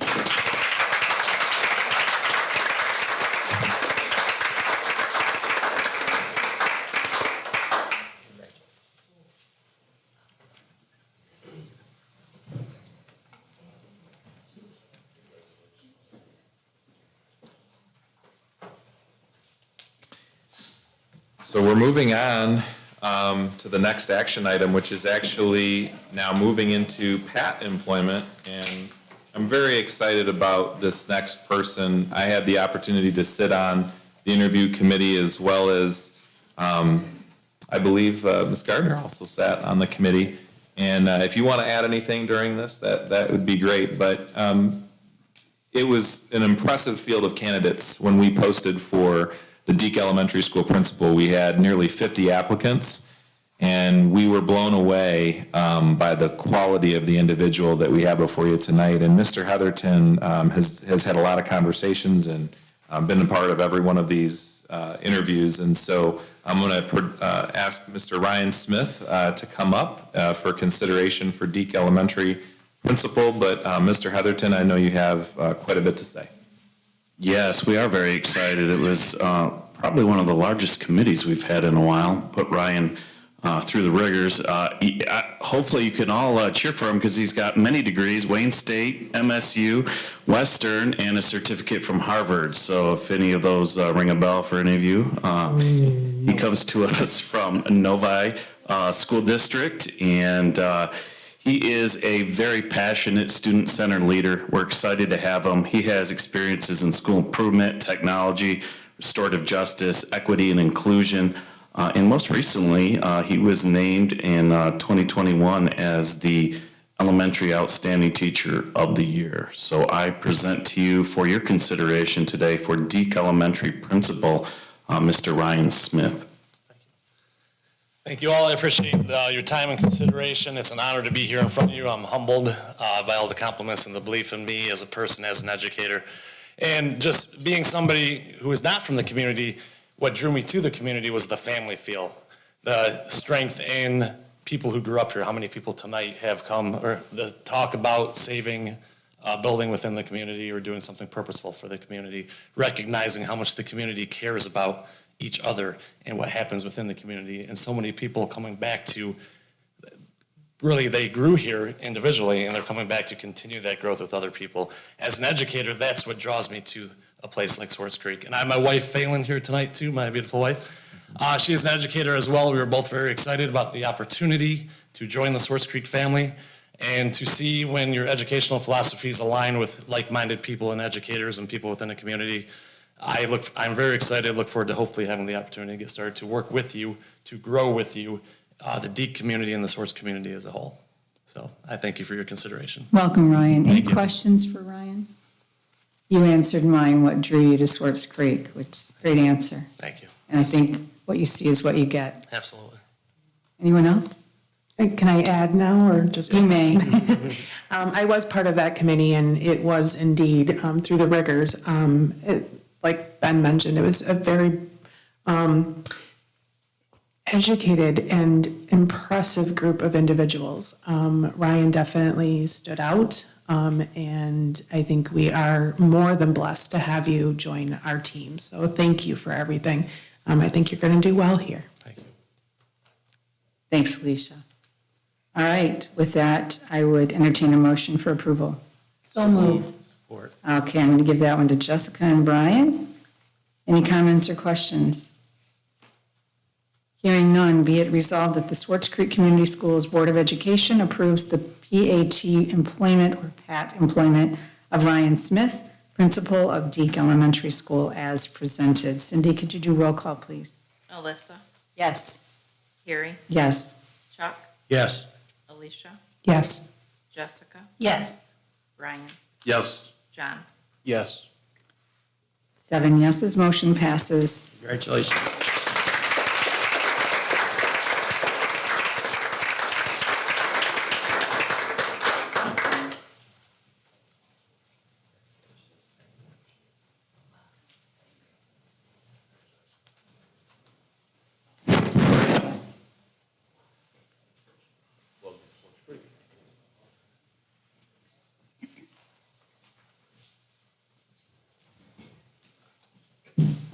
So next we have consideration for our new Executive Director of Human Resources. And so I'm going to ask Ms. Michelle Dexter if she would come to the podium. And I have the distinct pleasure of introducing her tonight. So In Swartz Creek, since I've been here, I came at the tail end of an era where we had a person who was in human resources that were pulled in many different directions.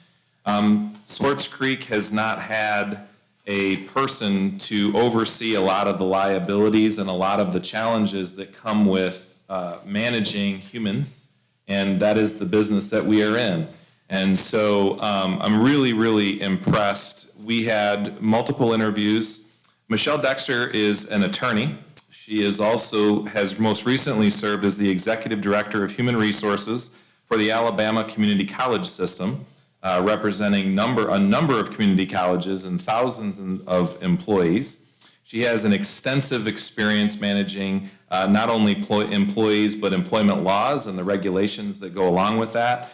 Probably something that excites me the most is her passion for employee health. And she has a tremendous experience in diversifying workforces. She has a tremendous experience in supporting candidates that come in and making sure that they stay. So staff retention and talent acquisition is a piece that we're really looking at and we're really hoping to bolster. The fact that she has a Juris Doctor degree and she's an attorney makes a huge impact in our ability to understand the liabilities and risks associated with our staff and being able to manage all that is in there. So we're very excited to have Michelle here tonight. She flew in from Alabama because she's in the middle of a move, and so her husband most recently took a position here in Genesee County, and so she's relocating, and her son as well is in transition, so coming back to Michigan. So I don't know, Alyssa, if you have anything you want to add from the conversations. Alyssa was on the initial interview as well. Thanks, Ben. I will say, up until this point, the administration and the current staff that have been fulfilling the human resources needs have done a great job. It's a huge body of work. I work in human resources myself, and it's endless. People don't even realize how much it includes. And so I think we're well positioned to have someone of Michelle's caliber take us to the next level. And I know we've talked recently about how this year in particular, many of the most recent years, but this year in particular has been extremely tough on our staff, not only our students, but our staff. And so I'm looking forward to having, if approved, Michelle on board to help, think strategically and to partner with staff about what can be done to continue to support staff in making Swartz Creek a desirable district to work in. Thank you, members of the board and Superintendent Manka. I'm excited to be here this evening with you, and although I have not officially moved to Michigan yet, I am certainly looking forward to integrating myself into the community. I am excited about the opportunity to assist you all with growing the HR department into whatever you have envisioned it to be, and I am looking forward to the opportunity to getting to know each and every one of you. I love this opportunity because it not only gives me a chance to marry my passion for legal and education, but also working with our students and keeping them at the forefront. And that's what I've heard this evening, that sentiment of students first, family second, and then the community third. And so I'm excited about this opportunity, and I thank you for allowing me to be here this evening. Thanks, Michelle, and welcome. All right, with that, if there are no questions right now, I would entertain a motion for approval. So moved. Support. Alicia and Quick. Jessica. We're very excited. There's really no need for a vote. There was one motion and 6 support. So let's just forego that, and congratulations. All right, any comments or questions? Be it resolved that the Swartz Creek Community Schools Board of Education approves Michelle Dexter as the Executive Director of Human Resources for Swartz Creek Community Schools as presented. Cindy, could you do roll call, please? Carrie. Yes. Jessica. Yes. Alyssa. Yes. Chuck. Yes. Brian. Yes. Alicia. Yes. John. Yes. 7 yeses, motion passes.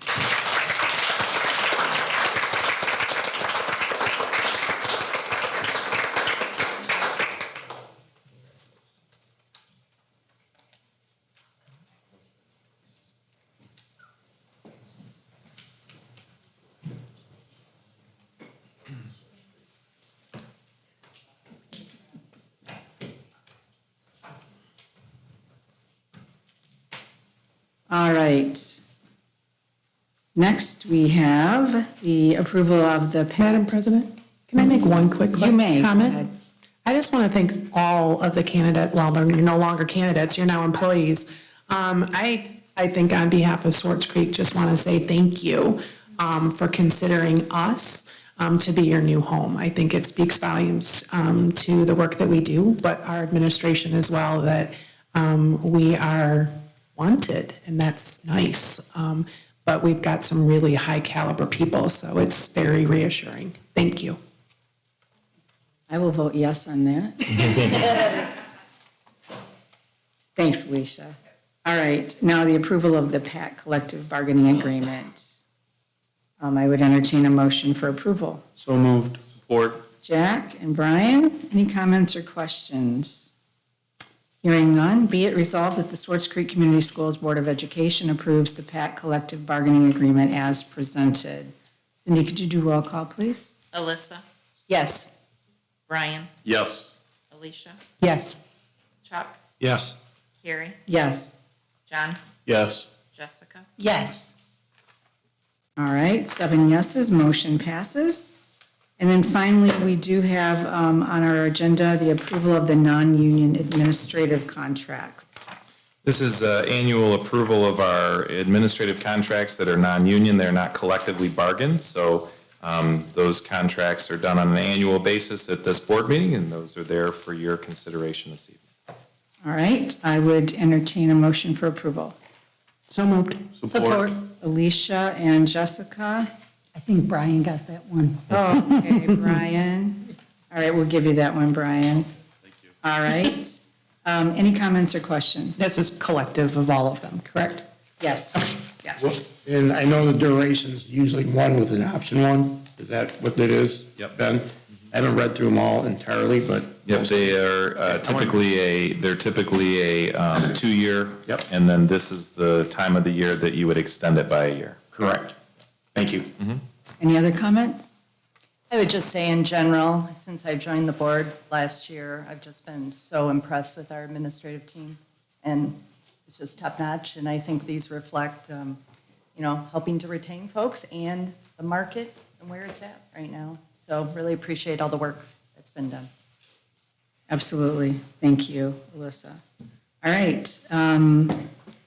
Hearing no other comments, be it resolved that the Swartz Creek Community Schools Board of Education approves the non-union administrative contracts as presented.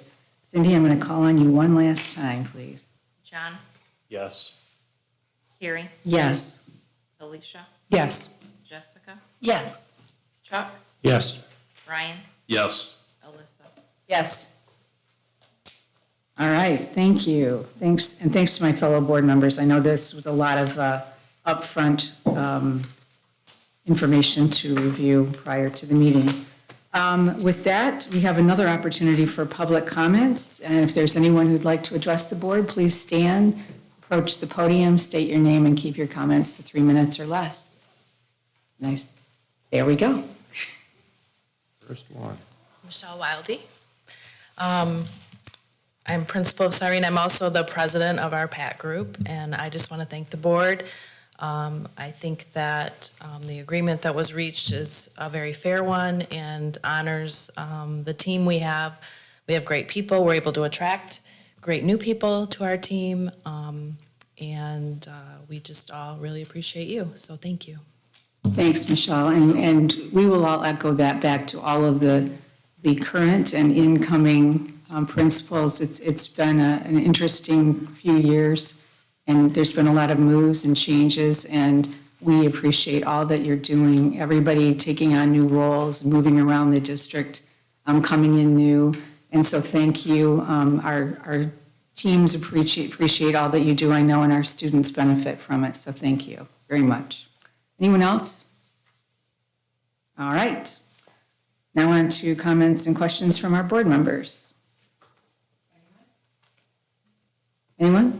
I would like to just comment, we have retained or acquired some great staff.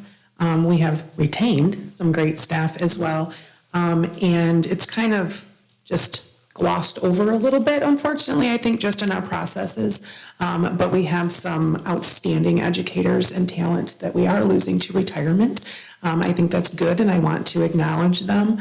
And I want to acknowledge the great work that they've done and the places and the footprints that they have left, that we have great talent that are going to fill. Would you mind reading the names of the folks that are retiring? I should have included that earlier. Yeah. So Ms. Cynthia Warber, she's a teacher at the high school. Ms. Alice Lashbrook, principal at Moorish Elementary School. Trudy Nix is the cook manager at the middle school. And Mrs. Lisa Blondell, who's a counselor at the VLC and a longtime teacher in the district as well. Thanks, Alicia, and congratulations to all of them, and good luck on their future endeavors. All right, anyone else? Comments or questions? And congratulations to all of our upcoming graduates. Yes. From both the VLC as well as the high school. Exciting times, I can say it's, dare I say, starting to feel normal again. But it is exciting to see all of the festivities and the community coming together. And, just on the tail end of even hometown days and seeing Swartz Creek alive and vibrant again, it is exciting to be able to congratulate our graduates coming forward too. Thanks, Alicia. All right, I don't hear any other comments. Go ahead. Just really quick, as I mentioned, I joined the board, it's be a year here and a few weeks ago. And just, it's been a hard year with COVID. And so as the school year comes to a close, I just want to give extreme kudos and thanks to all the staff, all the administrators, the families, et cetera. Because I've just been, now that I have more of an inside perspective a bit in different meetings, it's just been really impressed at both the diligence and the responsibility, fiduciary, fiscal, et cetera, but also the care that is always taken for our students and staff through this extremely difficult year. So it feels like we're ending the year on a good note overall. Congrats, everyone, and including my fellow board members as well. Thank you for your support this past year. Thank you, and we're so happy to have you. And I do want to wish Elena good luck. I know you're coming back one more meeting, but it's been a pleasure having you here this year. You've set the bar high. Mr. Kitchen's still here. The bar is high, very high. If we were playing limbo, it would be very. Who gets to hand her diploma on Sunday? I don't know, we're all jumping up. My mom. Oh, that's right. Mom will be there. Well, that was easy. Yeah, I guess. All right, with that, I would entertain a motion for adjournment. So moved. Alicia? Support. Who was that? I'm sorry. Support. Chuck? All right, any comments or questions? Hearing none. Cindy, I said that was your last time. Those in favor say aye. Aye. Any opposed? All right, thanks, and thanks to all of you. Welcome, everyone, to our new staff.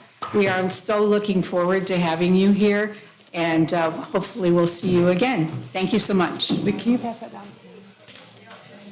Oops, I'm sorry.